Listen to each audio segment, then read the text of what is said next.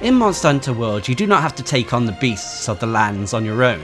You can always count on your trusty feline palicos for aid when you venture out into the world. Much like hunters, palicos can use different gear, weapons, and equipment when taking on a hunt. I'm Darcblade, and here are the builds that I use for my Palico. Now, the impact of what your Palico brings to a hunt normally can be attributed to their Palico gadgets and sometimes what weapon they use. This video, unlike the other build videos, will be slightly different, as the choice of weapon and gadgets is entirely subjective and down to player's choice. So the first build I use for my Palico is the Fire Protection build. This build aims to bring maximum fire protection for my Palico when taking on beasts that utilise this element. It also has strong defense for non-elemental attacks. So for this build I'm using the Feline Vangis Mace, which is the Devil Joe Palico weapon. I'm using the Feline Corv Fur, the Feline Corv Suit, and for my gadget I'm using the Meowlatov Cocktail. This should give your Palico 350 health, with an attack rating of 310 for melee,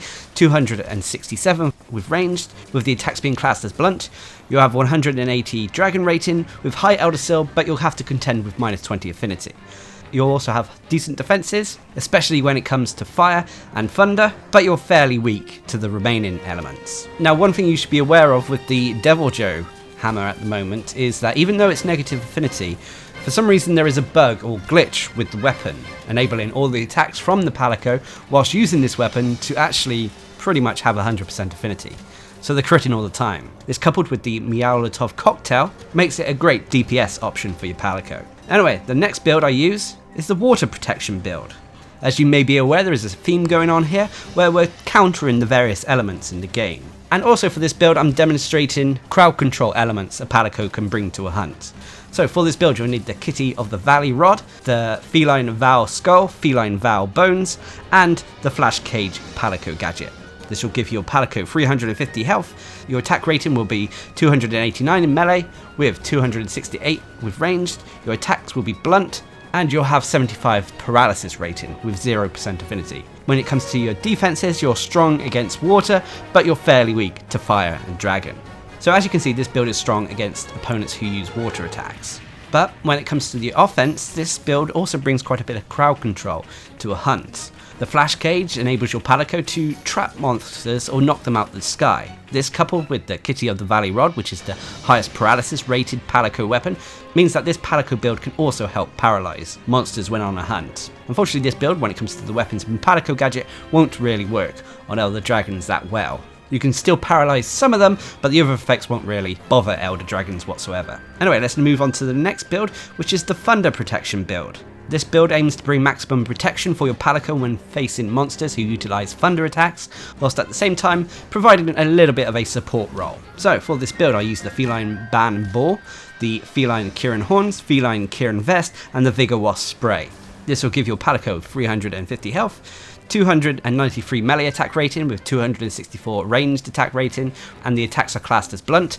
You'll also have 75 sleep rating with 0% affinity. You'll also have a strong defense, especially when it comes to thunder and dragon, but you're fairly weak to the rest. So obviously this build is to counter enemies like Kirin and such. The Feline Ban Ball, which is the Radaban weapon, is actually quite useful. Although it has a low attack rating, the fact that it is a sleep weapon comes in handy. Being able to put a monster to sleep in the middle of a hunt enables you to deal some massive damage via barrel bombs and such. The Vigor Wasp Spray also can be useful for keeping you and your Palico alive a little bit longer, but alternatively you could swap out the Vigor Wasp Spray for the Meowlatov Cocktail if you want, as your Palico will also put down some miniature barrel bombs for when a monster is asleep. Anyway, let's move on to the next build, which is the Ice Protection build. This build aims to bring maximum protection against monsters who utilise the ice element. Whilst the weapons and Palico gadget for this build provide a little bit of extra support for your hunter. So for this build, you'll use the Feline Rathian Rapier, the Feline Daora Snarl, Feline Daora Vice, and the Coral Orchestra. This will give your Palico 350 health, 291 melee attack rating, 266 ranged attack rating with Severin attack types. It will also have a poison rating of 105, 0% affinity, and you'll have strong defenses against ice and water, but you'll be fairly weak to thunder and dragon. So as you can see, this is designed to take on monsters who like to use the ice element. As for the weapon and gear, the weapon comes in handy for poisoning a monster, so can be very useful if the monster is very susceptible to that ailment, and the Coral Orchestra provides a miniature Palico version of hunting horn buffs, useful for any hunt. Also, once the Palico has poisoned a monster, then it can concentrate in on applying more buffs via the Coral Orchestra and still allow a source of damage from your hunting partner. Anyway, let's move on to the next build I use for the Palico, which is the Dragon Protection build. This aims to bring maximum protection against foes who utilize dragon attacks. Also, the weapon and gadgets are aimed at providing a tank role for your Palico. So, for this build, you'll need the feline cool fan, the Moogle head, the Moogle body, and the shield spire. This will give your Palico 350 health, 305 melee attack rating with 295 ranged attack rating with blunt attack types, no element, 0% affinity, and whilst it doesn't state it here, the feline cool fan also provides 30 defense bonus, and when it comes to your defenses, you have very high defense, especially when it comes to dragon and thunder, but you're fairly weak to the rest. So as you can see, this is supposed to be a high defense build, aimed to tackle foes who like to utilize dragon attacks. The feline cool fan has the highest defense rating attached to it, which is the main reason I'm using it. This, combined with the shield spire, which allows the Palico to basically taunt a monster, forcing the monster to attack it instead of the hunter, is the main idea behind this build. Anyway, let's move on to the final build, which is the farming kitty build. Now this build is a bit of a jack of all trades, aimed mainly at utilising the plunder blade and a strong severing weapon. Normally I'll dress up my Palico in this build when taking on hunts when I'm intending to farm a monster. So for this build I use the feline samurai sword, the feline Eliza headpiece, the feline Eliza ruffle, and the plunder blade. This will give your Palico 350 health, 315 melee attack, 265 ranged attack, with your attacks being severing. It will have no element and you'll have 10% affinity. You'll also have strong defenses, especially against fire, but you're fairly weak to ice and dragon. Now, as I said, this build is pretty much just a bog standard jack of all trades build, not focusing on anything particular, except the fact that the weapon is a severing weapon, so it can be potentially useful for slicing tails, especially if your main hunting weapon is a blunt weapon, and it also comes with the plunder blade to add to the farming capabilities of this Palico build.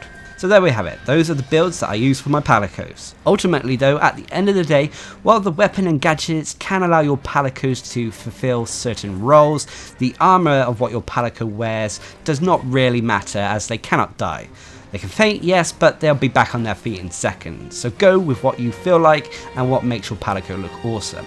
Also, don't forget these are purely personal, and I myself often find myself switching the weapons and gadgets around with the various armors depending on what monster I'm fighting. My personal favourite is to use the Devil Joe hammer thanks to its current bug, as well as the Meowlatov cocktail. Also, I want to say a big thank you for everyone who's subscribed to the channel so far. I wasn't actually going to make this video unless we reached the 25,000 subscriber mark, which we did a little while ago. And I'm truly thankful for everyone who's dropped by, watched any of the videos, found them helpful, left a like, shared them with their friends, or subscribed to the channel itself. So I hope I can continue to bring you more videos in the future, and until next time, I've been Darcblade, bringing the builds I use for the Palicos in Monster Hunter World. Hope you enjoyed the video, thanks for watching, subscribe and like for more.